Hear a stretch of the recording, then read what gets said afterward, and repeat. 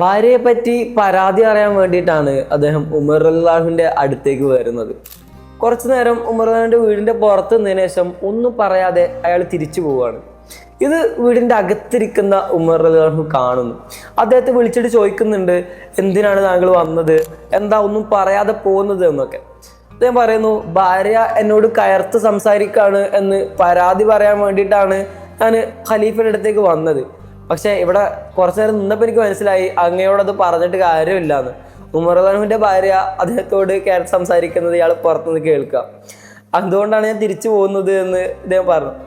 ആ സമയത്ത് ഉമർ റളിയല്ലാഹു അദ്ദേഹത്തിന് തിരുത്തി കൊടുക്കുന്നുണ്ട്. എനിക്ക് വേണ്ടി ചെയ്യാൻ ബാധ്യതയില്ലാത്ത ഒരുപാട് കാര്യങ്ങൾ, എൻ്റെ മക്കളെ നോക്കുന്നു, എനിക്ക് വേണ്ടി ഭക്ഷണം പാചകം ചെയ്യുന്നു, എൻ്റെ വസ്ത്രം അലക്കി തരുന്നു, അങ്ങനെ ബാധ്യതയില്ലാത്ത ഒരുപാട് കാര്യങ്ങൾ വളണ്ടിയർലി ചെയ്തു തരുന്ന ആളാണ് എൻ്റെ ഭാര്യ. അതുകൊണ്ട് തന്നെ അവളോടുള്ള സമീപനം വളരെ മനോഹരമായിരിക്കണമെന്ന് ഉമർ റളിയല്ലാഹു അദ്ദേഹത്തിന് അവസരത്തിൽ പഠിപ്പിച്ചു കൊടുക്കുകയാണ്. ഈ കഥ നമ്മൾ ഒരുപാട് കാര്യങ്ങൾ പഠിപ്പിക്കുന്നുണ്ട്. പലരും തൻ്റെ പങ്കാളികൾക്ക് അർഹിച്ച മൂല്യം നൽകാത്തതാണ് ഇപ്പോൾ പല ബന്ധങ്ങളും അറ്റുപോകുന്നതിനുള്ള കാരണമായിട്ട് മാറുന്നത്.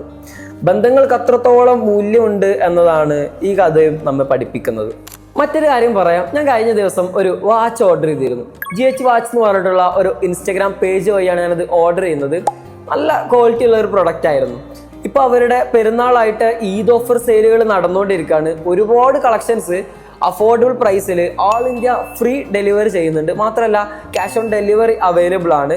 4 വർഷത്തിൽ കൂടുതലായിട്ട് ഈ ഫീൽഡിൽ പ്രവർത്തിക്കുന്ന ആളുകളാണ് അവർ. ഓരോ പ്രൊഡക്ട്സിനും അവർ ഗ്യാരണ്ടിയും വാറന്റിയും ഒക്കെ പ്രൊവൈഡ് ചെയ്യുന്നുണ്ട്. കൂടുതൽ ഡീറ്റെയിൽസിന് വേണ്ടിയിട്ട് അവരുടെ പേജ് ഞാൻ താഴെ കൊടുക്കാം, നിങ്ങൾക്ക് ചെക്ക് ചെയ്ത് നോക്കാം.